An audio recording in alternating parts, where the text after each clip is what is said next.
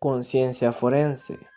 Un fenómeno bastante peculiar e interesante que adquieren ciertos criminales o asesinos a través de la experiencia que les permite despistar a los investigadores. Es por eso que un día común y corriente navegando por la web me topé con un artículo denominado Aprendiendo a matar del website Criminalmente y despertó mucho mi curiosidad al leerlo. Así que el día de hoy te lo vengo a compartir para que juntos nos adentremos en la mente criminal. No olvides suscribirte y activar la campanita de notificaciones para estar al tanto de lo mejor en ciencias forenses. Y sin más preámbulos, dentro escena.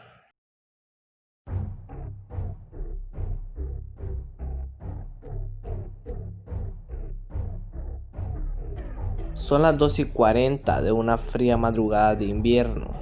Un individuo comienza a seguir a su víctima, ocultando su identidad tras una capucha. Dos personas pasan junto a él, pero les será imposible identificarlo, ya que les es imposible ver su rostro. Al llegar a un callejón oscuro, se abalanza sobre ella, le tapa la boca y la lleva a su interior. Él se ha ocupado días antes de romper la bombilla de la pequeña farola que ilumina el angosto callejón. Es un trabajo fácil, ella no llega a los 47 kilos de peso. Apenas hay luz, la víctima no puede verle el rostro, pero sí puede sentir su excitación y huele su propio miedo. El individuo la agrede sexualmente, pero es muy cuidadoso, puesto que utiliza un preservativo para consumar la violación. En el último momento, cuando va a llegar al éxtasis, la estrangula con sus propias manos, enfundadas en unos finos guantes de piel gris. Ella es su tercera víctima en esa ciudad. Esto es producto de mi imaginación, pero podría ocurrir en cualquier lugar. Es más, seguramente que ha ocurrido un hecho similar en alguna parte del mundo. Este homicida serial oculta su rostro, utiliza un preservativo y se pone guantes. ¿Por qué? ¿Por qué utiliza tantos elementos externos para cometer una agresión sexual y un asesinato? Simplemente por precaución. Utiliza su conciencia forense, que según David Canter es el grado de conocimiento que tiene el criminal de las técnicas de investigación de la policía, pudiendo llegar a no dejar prueba alguna de la escena del crimen.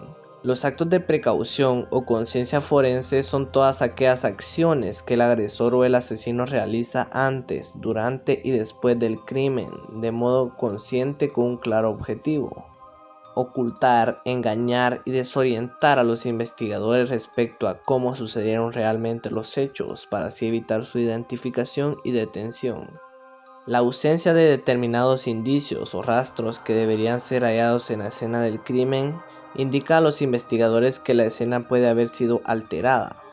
Estos actos de precaución nos indican una evolución en el modus operandi de este asesino, siendo los asesinos organizados mayoritariamente quienes llevan a cabo estas conductas.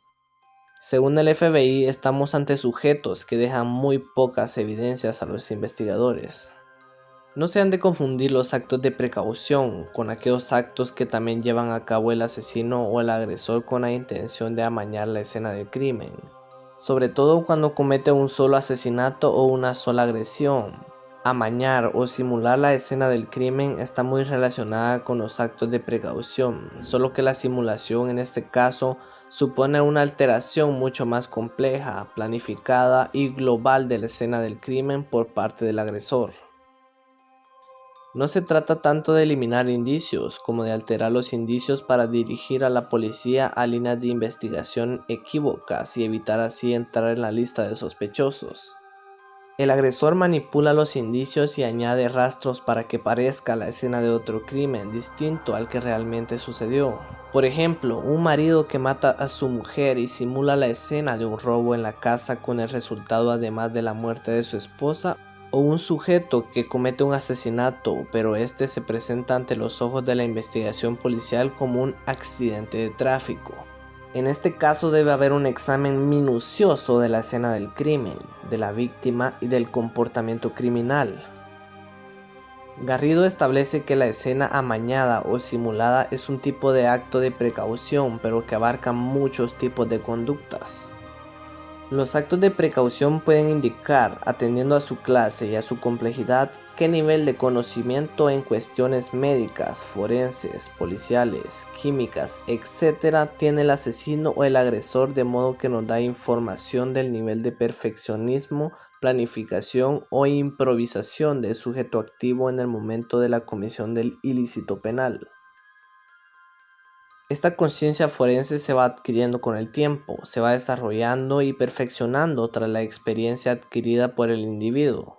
De modo que probablemente en su primer crimen apenas utilizó estos actos de precaución, de ahí la gran importancia de analizar exhaustivamente las primeras escenas para ver y contrastar qué datos o elementos son los que no encontraremos en futuros crímenes, ya que el asesino va aprendiendo.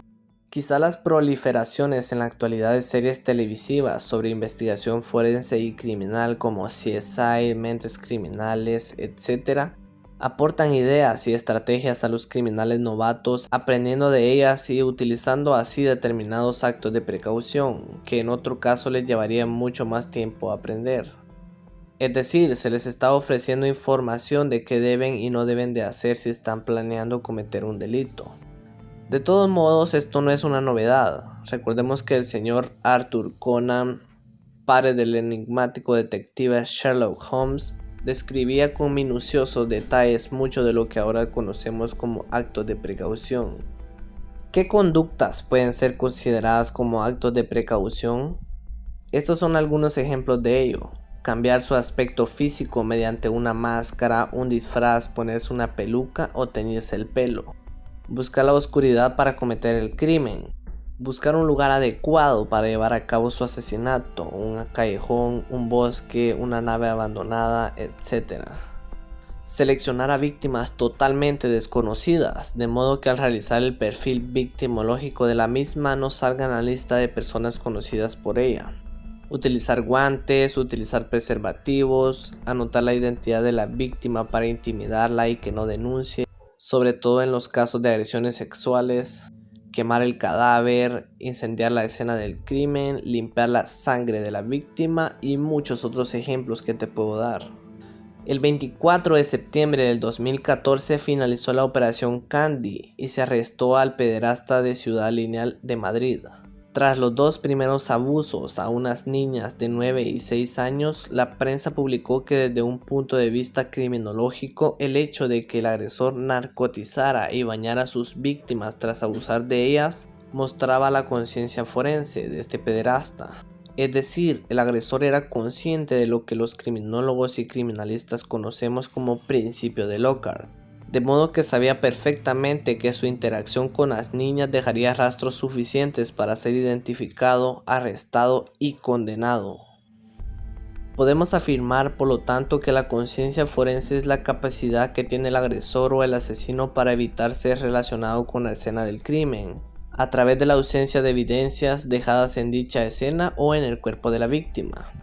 Estos actos son totalmente conscientes, premeditados, planificados y ejecutados con la gran precisión. Sin embargo, en el caso del pederasta de Madrid, y a pesar de todo el cuidado que puso en la ejecución de sus agresiones, las declaraciones de la TP3, Testigo Protegido 3, fueron su perdición. Creerse más listo que los investigadores es un acto de suma vanidad y casi siempre sale muy pero muy caro. Y con esto finalizamos. Si llegaste hasta esta parte del video, escribe en los comentarios el hashtag conciencia forense. Con eso me harás saber que eres un verdadero seguidor del canal y de las ciencias forenses. También te invito a que dejes un pulgar arriba si es que te gustó el tema del video de esta semana. Próximamente estaré trayendo más relatos forenses y es que veo mucho apoyo en este video. Yo soy Ángel Forense y nos miramos en el siguiente clip. Chao, chao.